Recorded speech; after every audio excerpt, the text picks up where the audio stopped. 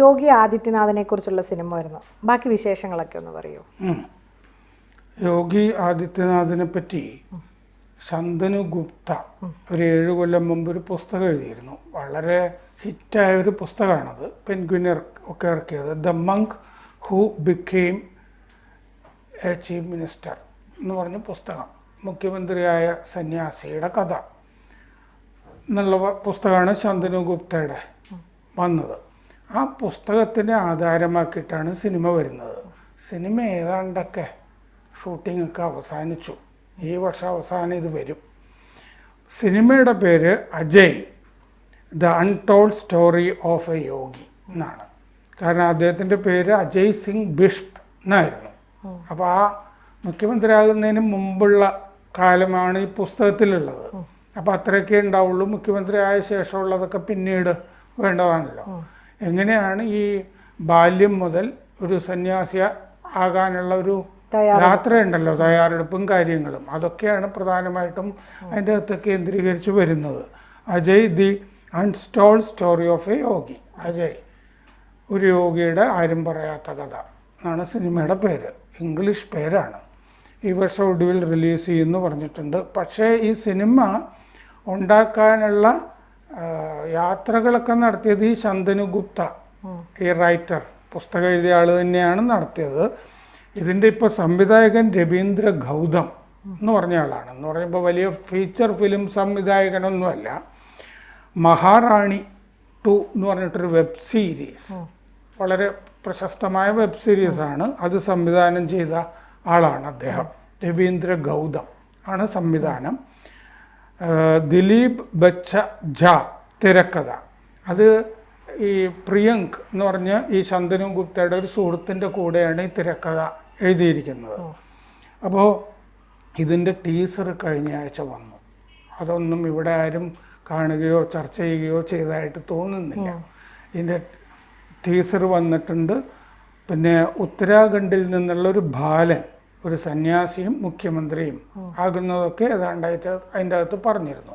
അജയ് സിംഗ് ബിഷ്ട് എന്ന് പറഞ്ഞ കുട്ടി സന്യാസിയാകുന്നത്. ഇതിൽ നായകൻ യോഗി ആദിത്യനാഥായിട്ട് അഭിനയിക്കുന്ന ആൾ അനന്ത് ജോഷി ആണ്. അനന്ത് ജോഷി മുമ്പ് ചില സിനിമകളിൽ അഭിനയിച്ചിട്ടുണ്ട്. ഗാന്ധി ഭാത് എന്ന് പറഞ്ഞിട്ടൊരു പടം, അഡൽട്ട് സീരീസ്, അതിൽ നായകനായിരുന്നു അനന്ത് ജോഷി. അതൊരു പരമ്പരയായിട്ട് വന്നുകൊണ്ടിരുന്നതാണ്. കാതൽ എന്ന് പറഞ്ഞിട്ടൊരു സിനിമയിൽ അഭിനയിച്ചിട്ടുണ്ട്. 12th ഫെയിൽ എന്ന് പറഞ്ഞിട്ടൊരു പടം. ഇതൊക്കെയാണ് അറിയപ്പെടുന്ന ചിത്രങ്ങൾ. ഏതാണ്ടൊക്കെ ഒരു സാമ്യമൊക്കെ ഉണ്ട്. അത് നമ്മൾ ഈ ചിത്രങ്ങളൊക്കെ നോക്കുമ്പോൾ അറിയാം. ഈ ടീസറിൽ പഴയ BJP MP പരേഷ് റാവലിൻ്റെ ശബ്ദമാണ് ഈ വോയിസ് ഓവർ ആയിട്ട് ചെയ്തിരിക്കുന്നത്. മറ്റേ കാര്യങ്ങൾ പറയുന്നത് പരേഷ് റാവലിൻ്റെ ശബ്ദത്തിലാണ് ടീസർ വന്നത്. 49 സെക്കൻഡ് ടീസറാണ് ഇപ്പോൾ വന്നിരിക്കുന്നത്. അപ്പോൾ ശന്തനു ഗുപ്ത ഈ സിനിമ എങ്ങനെയാണ് ഉണ്ടായതെന്നുള്ള കഥ പറയുന്നുണ്ട്. ശന്തനു ഗുപ്ത പറയുന്നത് ഈ പറഞ്ഞ പോലെ മുഖ്യമന്ത്രി ആകുന്നത് വരെയുള്ള കഥയാണ്. ഈ പുസ്തകവുമായി ബന്ധപ്പെട്ടിട്ട് ശന്തനു ഗുപ്ത ഒരിക്കൽ നോയിഡയിൽ, ഡൽഹിക്കടുത്ത് നോയിഡയിലെ ഒരു ചടങ്ങിൽ ചെന്ന് കഴിഞ്ഞപ്പോൾ ആ ചടങ്ങിന് മധുർ ഭണ്ഡാർക്കർ ഉണ്ടായിരുന്നു. മധുർ ഭണ്ഡാർക്കർ വലിയ ഹിന്ദി സംവിധായകനാണല്ലോ. അപ്പോൾ മധുർ ഭണ്ഡാർക്കർ അത് ഈ കോവിഡ് ആ സമയത്തും ഒക്കെ അതിന് തൊട്ട് മുമ്പാണ്. അപ്പോൾ ആ ചടങ്ങിൽ വെച്ച് മധുർ ഭണ്ഡാർക്കർ ശന്തനു ഗുപ്തയോട് പറഞ്ഞു, നിങ്ങളുടെ പുസ്തകം ഒരു സിനിമയ്ക്ക് പറ്റിയതാണ്, എന്തുകൊണ്ട് അതിനെപ്പറ്റി ആലോചിക്കുന്നില്ല എന്ന് ചോദിച്ചു. അങ്ങനെയാണ് സിനിമയുടെ വിത്ത് വീണത്. അപ്പോൾ 2020 കോവിഡ് കാലത്ത് കുറേ കൂടി ഈ സിനിമയെ പറ്റിയൊക്കെ ആലോചിച്ച് കൊണ്ടിരുന്നു. എന്നിട്ട് വീണ്ടും ഈ മറ്റേ പ്രിയങ്ക് ദുബെ എന്ന് പറഞ്ഞിട്ടൊരു സുഹൃത്ത് ആ സമയത്ത് മുംബൈയിലേക്ക് വന്നു. ഈ പ്രിയങ്ക് ദുബെ പഴയ സുഹൃത്താണ് ഈ ശന്തനു ഗുപ്തയുടെ. എന്നിട്ട് ബോംബെയിൽ വന്നിട്ട് ഇതിന് ഒരു സഹ എഴുത്തുകാരനാക്കാം ഈ സുഹൃത്തിനെ, പ്രിയങ്ക് ദുബെ എന്ന് തോന്നി. എന്നിട്ട് നോയിഡയിൽ ശന്തനു ഗുപ്തയുടെ വീട്ടിൽ വന്ന് ഈ പ്രിയങ്ക് ദുബെ താമസിച്ചു. ഇപ്പൊ സഹ തിരക്കഥാകൃത്ത് പ്രിയങ്ക്. താമസിച്ചു. അപ്പോഴാണ് ഈ സിനിമയെ പറ്റിയൊരു പൂർണ്ണ രൂപമൊക്കെ അവർ ചർച്ച ചെയ്ത് മനസ്സിലുണ്ടാക്കിയത്. 2 കൊല്ലം മുമ്പ് ശന്തനു ദുബെ അമേരിക്കയിൽ ഇതുപോലെ തന്നെ പുസ്തകവുമായി ബന്ധപ്പെട്ട കാര്യങ്ങൾക്ക് വേണ്ടി പോയി. അപ്പോൾ അവിടെ 2 പേരെ കണ്ടുമുട്ടി. ദമ്പതികളാണ് അജയ് മാങ്കി, ഋതു മാങ്കി ദമ്പതികൾ. അവരുമായിട്ട് ഇങ്ങനെ സംസാരിച്ചിരുന്നു ഈ പുസ്തകത്തിനെ പറ്റി, സിനിമയാക്കുന്നതിനെ പറ്റി. അപ്പോൾ അവർ സിനിമ നിർമ്മിക്കാം എന്ന് ദമ്പതിമാർ. അജയ് മാങ്കി, ഋതു മാങ്കി അവരാണ് നിർമ്മാതാക്കൾ. അവരൊരു പ്രൊഡക്ഷൻ ഹൗസ് തുടങ്ങി, സാമ്രാട്ട് സിനിമാറ്റിക്സ് എന്ന് പറഞ്ഞിട്ട്. സാമ്രാട്ട് സിനിമാറ്റിക്സിൻ്റെ പേരിലാണ് സിനിമ വരുന്നത്. ഈ പുസ്തകത്തിൻ്റെ അകത്ത് ഹിന്ദു യുവവാഹിനി എന്ന് പറഞ്ഞൊരു സംഘടന യോഗി തുടങ്ങിയതിനെ പറ്റി പരാമർശിക്കുന്നുണ്ട്. പക്ഷേ ഈ സിനിമയിൽ 2002 യോഗി ഉണ്ടാക്കിയ സംഘടനയാണ് ഹിന്ദു യുവവാഹിനി. അത് മുഖ്യമന്ത്രി ആയ ശേഷം യോഗിക്ക് ആ സംഘടനയായിട്ട് ബന്ധമില്ല. അപ്പോൾ പുസ്തകത്തിൻ്റെ അകത്ത് ആ സംഘടന ഉണ്ടാക്കുന്ന കാര്യം പറയുന്നുണ്ടെങ്കിലും സിനിമയിലത് അവോയ്ഡ് ചെയ്തിട്ടുണ്ട്. ഈ ഹിന്ദു യുവവാഹിനിയുടെ കാര്യങ്ങളൊന്നും സിനിമയിൽ പറയുന്നില്ല.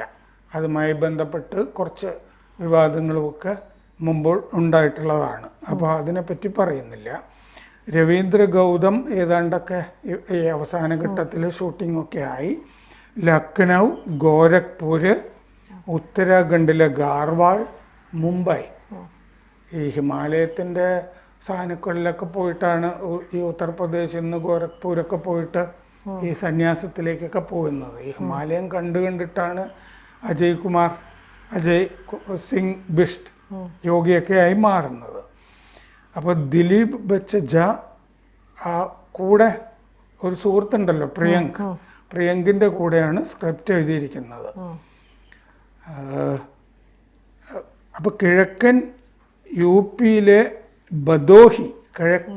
പിയിലെ ബദോഹിയിലാണ് ഈ പ്രിയങ്ക് ജനിച്ചത്. അത്യാവശ്യം ഈ ഉത്തർപ്രദേശ് ഈ യോഗിയുടെ ഈ ഹിന്ദി ഉണ്ടല്ലോ, സ്ലാങ്, അതൊക്കെ നന്നായിട്ട് അറിയുന്ന ആളാണ്. ആ പ്രദേശത്തെ ഗോരഖ്പൂരൊക്കെ ആയിട്ട് നല്ല ബന്ധമൊക്കെ ഉണ്ട്.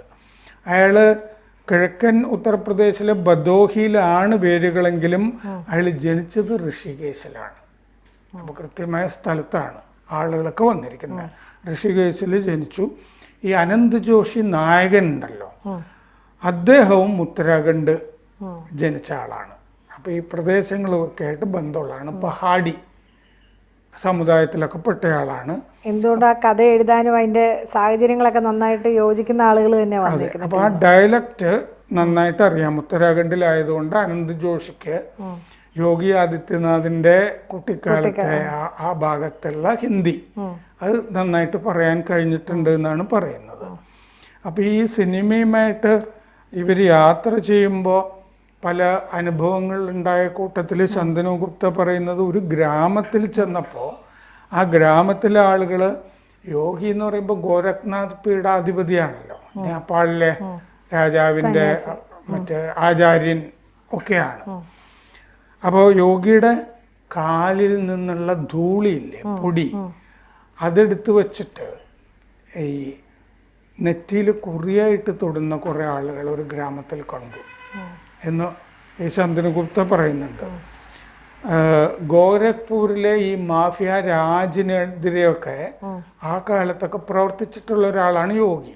MP-മായിരുന്നല്ലോ പലതവണ. ആ മാഫിയ രാജിനെയൊക്കെ ആ കാലത്തെ അടിച്ചമർത്തിയതാണ്. ആ ശീലമുള്ളത് കൊണ്ടാണ് പിന്നെ പല മാഫിയ സംഘങ്ങളെയൊക്കെ മറ്റേ JCB കയറ്റുന്നതും ഒക്കെ. പിന്നെ ഇതിൻ്റെ അകത്ത് ഭോജ്പുരി നടൻ ദിനേശ് ലാൽ യാദവ് BJP-യിൽ ചേർന്നിട്ടുള്ള നടനാണ്. അദ്ദേഹം അഭിനയിക്കുന്നുണ്ട്. പവൻ മൽഹോത്ര ഉണ്ട്, രാജേഷ് ഖട്ടർ ഉണ്ട്, അജയ് മെങ്കി ഉണ്ട്. അത് നിർമ്മാതാവുമായിട്ട് ബന്ധമുള്ള ആളായിരിക്കുമല്ലോ, മെങ്കി എന്ന പേരിൻ്റെ കൂട്ടത്തിൽ വരുന്നത് കൊണ്ട്. അപ്പോൾ നിർമ്മാതാവ് ഒരു റോള് ചെയ്യുന്നുണ്ട്.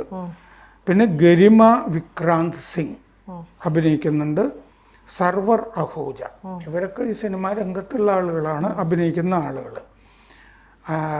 അനന്ത് ജോഷി പല പരമ്പരകളിൽ അഭിനയിച്ചിട്ടുള്ള ആളാണ്, ഹിന്ദിക്കാർക്ക് വളരെ സുപരിചിതനാണ്. ഇവിടെയും ഈ ഗാന്ധി ബാത്തൊക്കെ വെബ് സീരീസ് കാണുന്ന ആളുകളൊക്കെ കേരളത്തിലും ഉണ്ട്. പിന്നെ ഉള്ളൊരു രസം, ഈ സിനിമ മലയാളത്തിലും വരുന്നുണ്ട്. മലയാളത്തിൽ നമ്മുടെ ഭാഷ സംസാരിച്ച് തിയേറ്റർ ഇവിടെ എത്ര കൊടുക്കും എന്നുള്ളത് എനിക്ക് അറിഞ്ഞുകൂടാ. കാരണം അങ്ങനെ കാശ്മീർ ഫയൽസ് അല്ല ഇപ്പൊ ആവിഷ്കാര സ്വാതന്ത്ര്യം വേണമെന്ന് പറഞ്ഞുകൊണ്ട് ചിലപ്പോൾ നമുക്കും കാണാൻ പറ്റുമായിരിക്കും. അത് എനിക്ക് ഇപ്പോഴും സംശയം. ആവിഷ്കാര സ്വാതന്ത്ര്യം എന്ന് പറഞ്ഞു കഴിഞ്ഞാൽ അത് രണ്ട് തരത്തിലാണ്. ബി ജെ പിയുമായി ബന്ധമുള്ള സിനിമകൾക്ക് തിയേറ്റർ കൊടുക്കാതിരിക്കുന്നത് CPM-ന്റെ ഇസ്ലാമിസ്റ്റുകളുടെയൊക്കെ ആവിഷ്കാര സ്വാതന്ത്ര്യത്തിൽ പെടും. ആവിഷ്കാര സ്വാതന്ത്ര്യം എന്ന് പറയുന്നത് ഏകപക്ഷീയമാണല്ലോ, അങ്ങനെയാണല്ലോ അവർ കരുതുന്നത്. അപ്പോൾ സബർമതി റിപ്പോർട്ട് ഇത് ഈ എറണാകുളത്ത് തന്നെ ഒരു തിയേറ്ററിലോ മറ്റുമാണ് വന്നതെന്നാണ് എൻ്റെ ഓർമ്മ, എടപ്പള്ളിയിൽ. അതുകൊണ്ടാണ് എനിക്കത് കാണാൻ പറ്റാതെ പോയത്. അധികം ദിവസവും ഉണ്ടായിരുന്നില്ല. കാശ്മീർ ഫയൽസ് ഒക്കെ പിന്നെ അത്യാവശ്യം, കേരള സ്റ്റോറി, ഇതൊക്കെ ഇങ്ങനെ. അതുപോലെ മറ്റ് സിനിമ ഈ പറയുന്ന മുരളി ഗോപിയുടെ പടം ലെഫ്റ്റ് റൈറ്റ് ലെഫ്റ്റ്, അത് കണ്ണൂർ കാണിക്കാൻ പറ്റില്ലല്ലോ. അപ്പോൾ ഇങ്ങനെയൊക്കെയാണ് ഈ ആവിഷ്കാര സ്വാതന്ത്ര്യത്തിൻ്റെ കഥ. അപ്പോൾ യോഗിയുടേത് കൂടുതൽ തിയേറ്ററുകളിൽ ഉണ്ടാകാം, വരും എന്ന് പ്രതീക്ഷിക്കാം. മലയാളത്തിലും വരും. മലയാളത്തിൽ സംസാരിക്കുന്നുണ്ട് ആ സിനിമ. ഹിന്ദി, തെലുങ്ക്, തമിഴ്, കന്നഡ, മലയാളം. കാരണം ഇങ്ങനത്തെ സിനിമകൾ വരുമ്പോൾ രാഷ്ട്രീയ ലക്ഷ്യം കൂടി കാണുമല്ലോ. ഇപ്പോൾ വാജ്പേയി അല്ലേ, മോദി, ഇങ്ങനെ പല ഇവരെ പറ്റി ധാരാളം പുസ്തകങ്ങളും ഉണ്ട്. വാജ്പേയിയെ പറ്റി പുസ്തകമുണ്ട്, മോദിയെ പറ്റി പുസ്തകമുണ്ട്, ഇദ്ദേഹത്തിനെ പറ്റി പുസ്തകമായി. അപ്പോൾ പുസ്തകങ്ങളൊക്കെ, ബയോപിക്കുകൾ ധാരാളം. കഴിഞ്ഞ ലോക്സഭാ തെരഞ്ഞെടുപ്പ് കാലത്തും ചിലതൊക്കെ വന്നിരുന്നില്ലേ എന്ന് പറഞ്ഞതുപോലെ ഒരു നല്ല വാർത്തയാണത്. കൂടുതൽ വാർത്തകളും വിശേഷങ്ങളും നിങ്ങളിലേക്ക് എത്താൻ ABC മലയാളം സബ്സ്ക്രൈബ് ചെയ്യുക, ബെൽ ബട്ടണും അമർത്തുക.